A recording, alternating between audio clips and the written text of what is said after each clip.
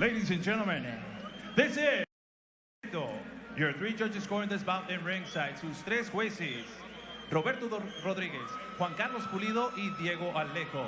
And your referee in charge of the action, su referee para este combate, Rodrigo Flores. Y es presentado a ustedes por, being brought to you by Toscano Boxing Promotions, Boristeca Boxing Promotions in association with Global Sports Streaming, BIB, the best in boxing. Introducing to you first, the fighter standing in the blue corner. Here wears black trunks with yellow trim. He officially weighs in 182 pounds. No canto azul, vestindo su H amarelo e preto, con un peso oficial de 182 libras. He stands with a professional record of two professional bouts. One victory, one defeat, and one of those victories coming by the fast way of knockout. En dos combates profesionais, una victoria, una derrota y una victoria por nocaute. Damas y caballeros, recibamos como se merece a la leyenda brasileña y mundial de las artes marciales mixtas. Ladies and gentlemen, introducing the Brazilian and worldwide legend of MMA, senhoras y senhores, apresentando a lenda brasileira e mundial do MMA, do Curitiba, Paraná, Brasil, Anderson, the Spider Silva! And his opponent across the ring, standing at the red corner. He wears green camouflage. He officially weighs in 184 pounds. Y su rival en la esquina roja, vistiendo pantaloncillo camuflaje verde, con un peso oficial de 184 libras. In 57 professional bouts, he stands with a record of 52 victories, 5 defeats, and 34 of those victories coming by the fast way of knockout. Presenta un récord de 52 victorias, 5 derrotas y 34 de esas victorias por la vía del knockout.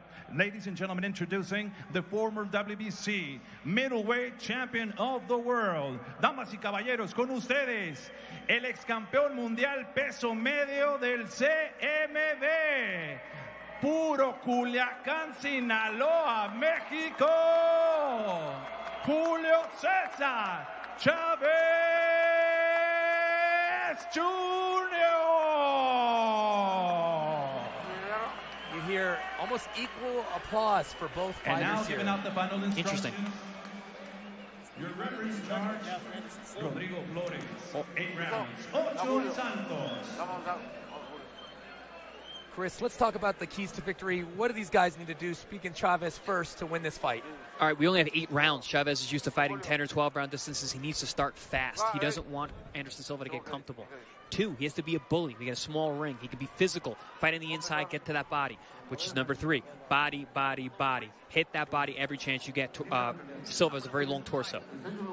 For keys to victory for Anderson Silva, get your bearings. Know where you are. Get your feet underneath you. Get some respect early. You've got to sit down on those punches in boxing. He's got to be crafty. He's a very slick guy. He's got that great upper body head movement that he can fire right off of. And also, he's got to stay long. He's tall, he's long, he's got broad shoulders. He doesn't want to be in the inside with Chavez Jr. Well, everyone's wondering what's going to happen in this fight here tonight. A lot of the boxing experts say that there's no way Anderson Silva can compete with someone on the caliber, the level of Julio Cesar Chavez Jr. Some people saying Chavez didn't take it as seriously as he might if he was facing a more formidable boxing opponent. But they both look like they're in shape and they're ready to go. And they both look intense here as they touch gloves and they get it underway as the lights come up in the ring for our co-main event, an 8-rounder between Julio Cesar Chavez in the camo shorts, Anderson the Spider Silva in the black and yellow, as he's known for. Silva dancing around the ring, circling.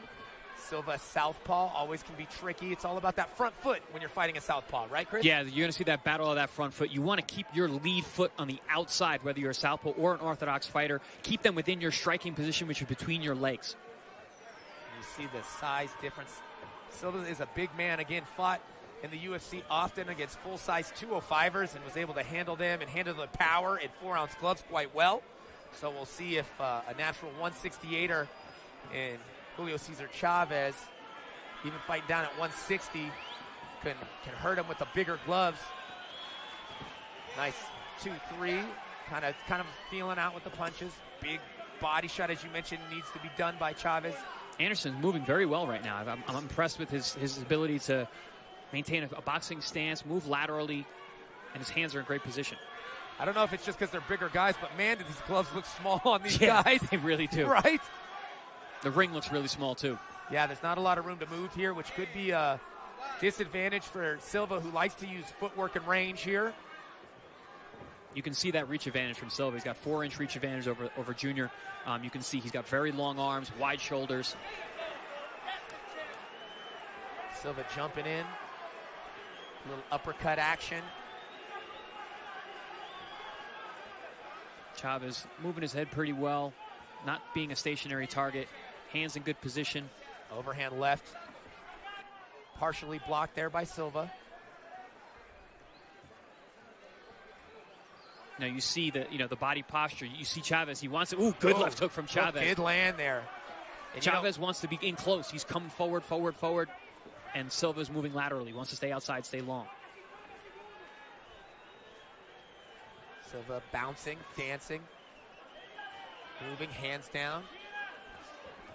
Now we know Silva, he's being measured right now, but as we've seen him in his UFC career, when you hit him, kind of lights a fire. He does have a chip on his shoulder. He is a true fighter.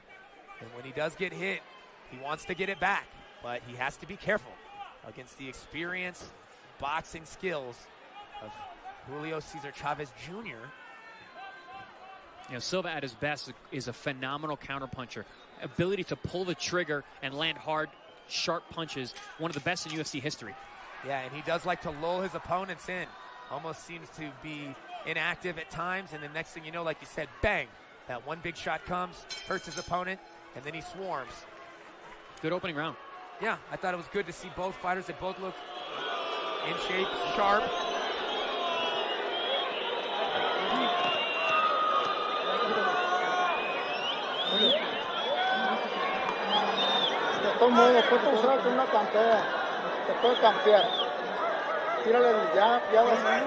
Throw the jab. Then throw the right, follow it up with the right.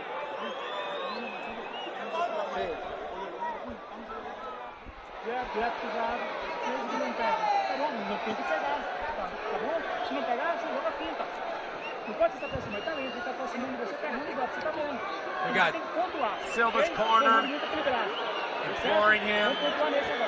He seems so calm and collected in there, just receiving the message. No stress on his face. That's just the experience. That's just fight experience. He's not overtaken by the moment, Chris. No, just like you said, Brandon, like he's one of those guys who lulls you to sleep. He does it with his posture, with his body, with his mind, with his face. He's very relaxed in there. Well, I think it's safe to say he already did better than Ben Askren a few weeks back. Well, yeah, Ben Askren is known as a grappler, never ever as a striker. In fact, some people say he had the worst striking ever in the UFC. And Anderson Silva had some of the best striking ever in the UFC. So much different MMA versus boxing match than we have here, guys. Also, Anderson Silva does have he has boxed before professionally. Yes. He also is a kickboxer. So kickboxing is somewhat, I think, of an easier transition to boxing than going straight from MMA or having a wrestling background like Ben Askren. You know what I've noticed, Chris, is Anderson in that first round, he took that hook very well, and that was a big question that I had coming into this fight is how he would take Chavez's punches. Yeah, he got hit with that big left hook, was lead. He did take it well. It didn't seem to rock him all that much. Can we say a fighter is a fighter no matter what discipline they're in? I mean, yeah, a fighter is a fighter, sure. But someone who's going to be effective is a whole other story. Well, you were talking about, the transition from one sport to the other. Mm-hmm. Anderson Silva, if you remember, had that horrific leg injury against Chris Weidman. He could only box for 2 years after that. He didn't really want to use that leg. So he got a lot of boxing experience in getting back to the UFC after that injury. That's a phenomenal point, Brandon. Really, really is indicative of what we're seeing here. I mean, he looks good. Look at that. He's dancing his way. He's a little awkward, though. His footwork is awkward. Good. Lands a big hook, though. But, fighting a southpaw is always a little bit more difficult. You don't see him as often. It always presents issues. And he moves a lot. He does not become a sitting target very often. No, he always had great head movement, great upper body rhythm for an MMA guy, which generally you don't see at the high level in MMA. Oh, big shots coming from Silva on Yeah. Chavez in the corner, but Chavez looks unfazed, kind of like. Nice uppercut. Chavez showing pretty decent defense at this point. Nice jab gets through. I'm actually surprised because Junior is actually bringing action to Silva. Yeah, he's pushing the pressure. He said he needed to do that too. He said, I need to bring the fight to him. I have to do that to earn respect of the crowd and to really prove that I'm the better boxer here. I can't sit back on him. I got to pressure him. And he's trying to, but man, Silva is a tough cookie to catch. Yeah, Silva's in a rhythm right now. He was showing a few moments ago vintage Anderson Silva. He'd like to showboat a lot in his UFC fights. I think that's him finding his flow, though. That's what he needs. Very surprised at how good Silva looks this early in the match. Oh. Referee giving a little warning there. Break it up. Listen to my instructions. Oh, Silva blocks that big overhand, man. Silva looking pretty smooth so far, looking confident. Big smile at the end of the